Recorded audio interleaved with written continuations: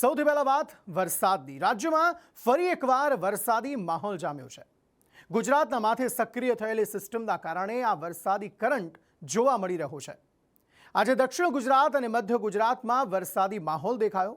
જો કે હજી તો આ શરૂઆત જ છે, કારણ કે હવામાન વિભાગ અને નિષ્ણાતોનું કહેવું છે કે 5 સપ્ટેમ્બરથી આ વરસાદી કરંટ ભડકા કરશે અને નદીઓના પૂર દિલ્હીની માફક ગુજરાતમાં પણ ફરી વળશે। ગુજરાતમાં વરસાદી કરંટ સક્રિય થઈ આકાશી સિસ્ટમ, ફરી છવાયો મેઘાવી માહોલ। રાજ્યમાં ફરી એકવાર મેઘાવી માહોલ જામ્યો છે। ક્યાંક વરસાદી ઝાપટા પડી રહ્યા છે તો ક્યાંક ધોધમાર વરસાદ દેખાઈ રહ્યો છે। દક્ષિણ ગુજરાતમાં મેઘાવી માહોલ જામતા સુરતની કેટલીક નદીઓ ફરી ઉછાળા મારી રહી છે। સુરતના માંગરોળની કીમ નદી હાલ લો લેવલના પુલ અને કોઝવે પર ફરી વળી છે। માંગરોળના બેલાચા શેઢી પુલ પર નદીના પાણી ફરી વળતા લોકો મુશ્કેલીમાં મુકાયા હતા। આવી જ રીતે માંગરોળના બોરસરા ગામે આવેલા બેરલ બ્રિજ પર કીમ નદીના પાણી ફરી વળતા રસ્તો બંધ થયો છે, જેના કારણે લોકોને નેશનલ હાઈવે સુધીનો ચકરાવો મારવો પડી રહ્યો છે। ભરૂચના નેત્રંગના વાલિયા રોડ પર કોલેજ માર્ગ પર પાણી ભરાતા વિદ્યાર્થીઓ ફસાયા હતા।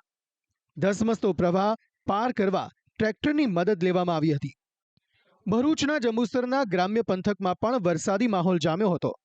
ભારે વરસાદને કારણે જંબુસરના બજારમાં વરસાદી નદી વહેતી થઈ હતી।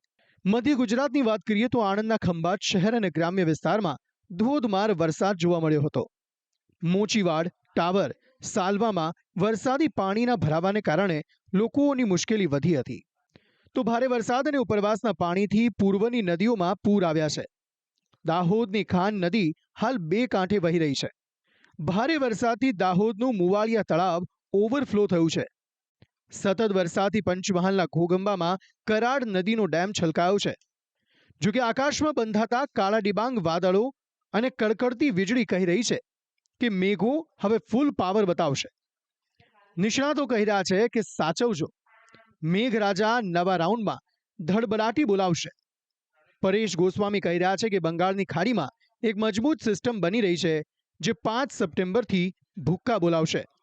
5 થી લઈ અને 8 તારીખ સુધી ભારેથી અતિભારે વરસાદ નોંધાય તેવું એક અનુમાન છે। એ સાથે સૌરાષ્ટ્રના બોટાદ, ભાવનગર, અમરેલી, ગીર સોમનાથ અને જુનાગઢ જેવા વિસ્તારો છે, એમાં પણ 7, 8 અને 9 તારીખ દરમિયાન અતિ ભારે વરસાદ નોંધાય, લગભગ આપણે 10 થી લઈને 15 ઇંચ સુધીના વરસાદ નોંધાય તેવી શક્યતાઓ દેખાઈ રહી છે। પશ્ચિમ સૌરાષ્ટ્રના વિસ્તાર છે, જેમાં દ્વારકા, જામનગર અને પોરબંદર જેવા વિસ્તારો છે, એ વિસ્તારોમાં પણ 7, 8 અને 9 તારીખ દરમિયાન અતિ ભારે વરસાદ જોવા મળે તેવી શક્યતાઓ છે। 5 થી લઈ અને 12 ઇંચ સુધીના વરસાદો છે પશ્ચિમ સૌરાષ્ટ્રમાં પણ જોવા મળી શકે છે।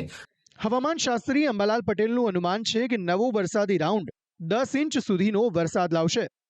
કોઈ ભાગમાં તો 10 ઇંચ જેવો વરસાદ ખાબકી શકે તેમ છે, એટલે 3 ઇંચથી માંડીને સૌરાષ્ટ્રમાં લગભગ 6 ઇંચ, 8 ઇંચ અને એકાદ જગ્યાએ ક્યારેક 10 ઇંચ જેવો વરસાદ ગુજરાતના ભાગોમાં પડી શકે। અને ત્યારબાદ તારીખ 13, 14, 15 અને 16, 17માં બંગાળ ઉપસાગરમાં બીજું એક હવાનું લો પ્રેશર ડેવલપ થશે।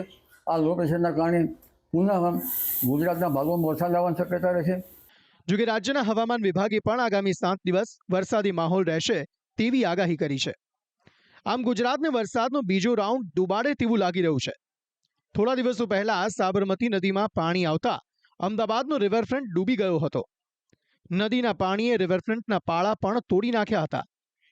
બસ હાલ આવી જ રીતે યમુના નદીના કાંઠે દિલ્હીમાં બનાવેલો રિवरफ्रंट पानी पानी थयो है। इस वक्त संदेश न्यूज की टीम राजधानी दिल्ली के वासुदेव घाट पहुंच चुकी है। यमुना की बाढ़ की वजह से वासुदेव घाट का किस तरह का नजारा है, सबसे पहले मैं उसे दिखाने की कोशिश करूंगा। जहां तक आपकी नजर जाएगी उधर सिर्फ और सिर्फ यमुना का पानी दिखाई देगा, यानी इस वासुदेव घाट का कोई ऐसा हिस्सा नहीं है जो बाढ़ में डूबा हुआ नहीं हो। यहाँ तक कि आप सामने सबसे ऊंचे हिस्से में जो बैरिकेड देख रहे हैं वो भी करीब 3 से 4 फीट पानी में डूबा हुआ है। और खास करके वासुदेव घाट के बारे में अगर बात करें, ये दिल्ली का पहला ऐसा यमुना के किनारे बना हुआ आधुनिक घाट है, जिसे साबरमती रिवर फ्रंट की तर्ज पे बनाया गया है। और कहा जाता है कि जब भी यमुना रिवर फ्रंट बन के तैयार होगा तो इसी तरह से जो वासुदेव घाट जिस तरह से बना हुआ है इसी तरह का पूरा नजारा पूरे दिल्ली में दिखाई देगा।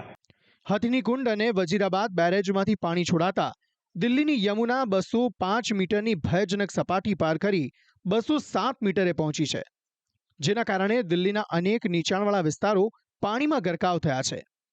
નિગમ ઘાટ ડૂબી ગયો છે. મોનેસ્ટ્રી માર્કેટ, મયુર વિહારમાં પાણી ભરાયા છે, જ્યારે કાશ્મીરી ગેટ સુધી પૂરના પાણી પહોંચ્યા છે. દિલ્હીના આઈએસબીટી વિસ્તારમાં ઘૂંટણસમાં પાણી ભરાતા વાહન ચાલકો મુશ્કેલીમાં મુકાયા છે. इस वक्त हम राजधानी दिल्ली के आईएसबीटी यानी अंतर्राज्यीय बस अड्डे के पास मौजूद हैं। बस अड्डे के बाहर यमुना की बाढ़ की वजह से किस तरह का नज़ारा है, सबसे पहले वो देखिए। मैं खुद पानी में खड़ा होकर के रिपोर्टिंग कर रहा हूँ और जिधर अभी कैमरामैन आपको दिखा रहे हैं, दरअसल भारत का राष्ट्रीय झंडा, वो सिविल लाइन इलाका है, यानी दिल्ली के जो मुख्यमंत्री हैं, विधायक और मंत्री जो रहते हैं उसी इलाके में रहते हैं और उस इलाके से जो भी गाड़ियाँ आईएसबीटी की तरफ आ रही हैं, इसी यमुना के बाढ़ के पानी से होते हुए आईएसबीटी की तरफ बढ़ती हुई दिखाई दे रही हैं। તિબેટિયન માર્કેટમાં પણ યમુનાના પાણી ફરી વળતા વેપારીઓને મોટું નુકસાન થયું છે. આ માર્કેટમાં 250 થી વધુ દુકાનો આવેલી છે.